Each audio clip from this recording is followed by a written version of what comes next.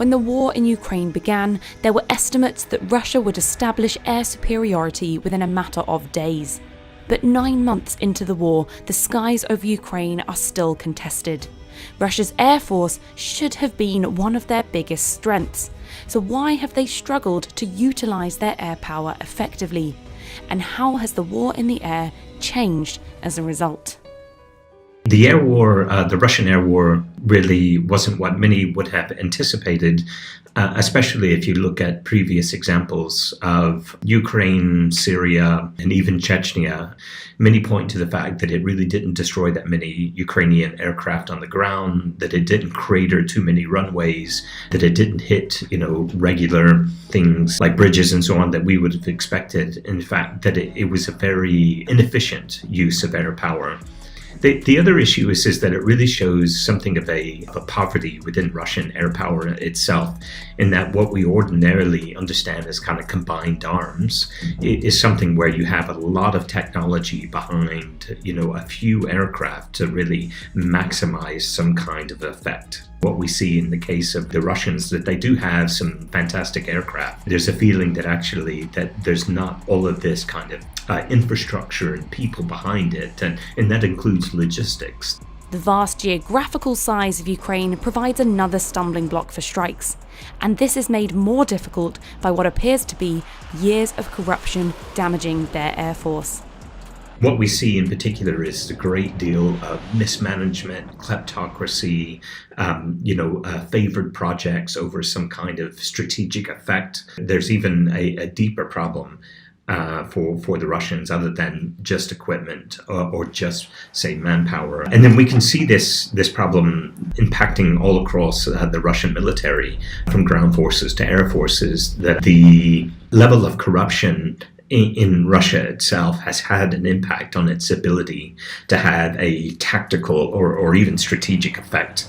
Without support from the air, Russia's ground forces have been largely unable to mount effective combined arms operations, which has led to heavy losses. But the key reason for Russia's inability to effectively use its air force has been its failure to take out Ukraine's mobile surface-to-air missile systems. They have been unable to suppress enemy air defences. Early on, Ukraine prioritised reinforcing their ground-based air defences with repeated requests for allies for more air defence systems. And a lot of the systems that we've seen on both sides in the war date back to the Soviet era. Since the early days of the Cold War, the Soviet Union was prolific in the development and production of ground-based surface-to-air missiles. Guided surface-to-air missiles were under development when the Second World War ended, but saw rapid development in the 50s and 60s, particularly in the US, Great Britain, France, and the Soviet Union. The SA-2 guideline, or S-75 Dvina, was introduced in 1958 and became the first surface-to-air guided missile system used in combat, and the most widely deployed surface-to-air missile in the world. Used effectively in the Vietnam War, this was one of the first times in which guided anti-aircraft missiles seriously challenged advanced supersonic jet aircraft. By the 1960s, the development and deployment of surface-to-air missiles began to entirely change the nature of air wars and air forces. New aircraft were developed, ones that could fly lower and evade the missile's radar. Performance and mobility of surface-to-air missiles continue to increase. The S-300 missile systems offered ranges of around 150 kilometers, along with good mobility. The most significant that we saw earlier were these S-300s, and in some cases I believe S-400s. That means that attack aircraft that would be launched from Russia, in order for them to avoid these systems, they have to actually fly very low to the ground. And we've seen many instances on social media of these aircraft just 1,000 or so feet above the ground, streaming along the Ukrainian countryside. And the problem is of course, as soon as they start doing that, they become really targets for other systems. As surface-to-air missile technology advanced, the mobility and maneuverability of these missiles was increasingly seen as the priority, making them harder to hit. The Soviet Union's 9K-33 OSA was the first system to include search, track, and missiles all on a single mobile platform.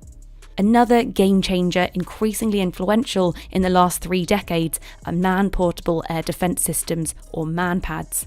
The 9K-32 Strela-2 was the first Soviet man-portable surface-to-air missile, entering service in 1968. The Strela-2 was an infrared guided missile with a seeker in the nose. The weapon was produced in large quantities and distributed worldwide. This Strela-2 in IWM's collection was captured by British forces during Operation Desert Storm and is missing its gripstock.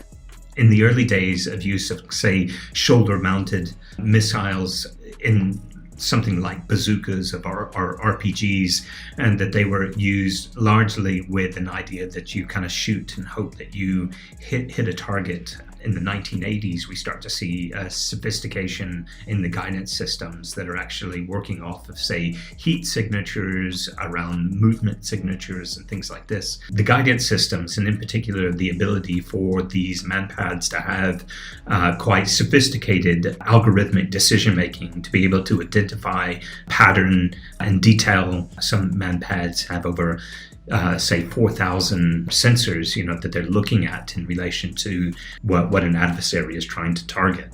Despite international concerns about the risks of manpads being sold on the black market, these weapons have proliferated in recent wars, such as Iraq and Afghanistan, and now in Ukraine. Models such as the US-made Stinger missile have proved fundamental in Ukraine's air defences against low-level aircraft. The successful air denial system that the Ukrainians have put in place have left the Russians struggling to operate in that environment. Russian forces have had to resort to different tactics. They've had to change the way they use their airspace. As the skies have become more dangerous due to advanced surface-to-air missile technology, we've seen the development of new systems to resist air dominance. Countries like Iran, Israel, and Turkey have invested heavily in developing new surveillance and combat drones. Drones are proliferating really quickly across the international system. We can see that because obviously in the case of Afghanistan in particular, but also used in the so-called war on terror. The interesting thing about them also is that they can be made extremely cheap.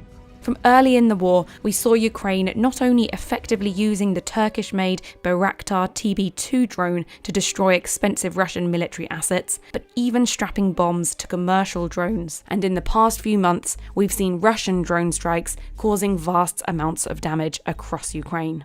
Those unmanned vehicles, for instance, as we've seen, like the Shahed suicide bombing drones, for instance, is an example of how the Russians have had to operate as the airspace has been denied to them. And so what you do is you flood the airspace, almost like a denial of service attack, as we see on the internet. As you attack a server, for instance, by having so many pings against it, it essentially shuts down the server. And what we see in the case of Russia is that it's doing the same thing. It's trying to flood the air defense systems. Recent drone strikes against Ukrainian cities have been successful at hitting core infrastructure, particularly energy plants, making life for civilians in these cities extremely difficult.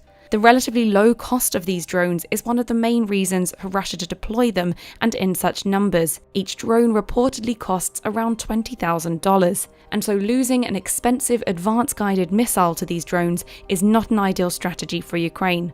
Time will now tell if Russia's resources are sufficient to continue this campaign, or if another strategy will again form.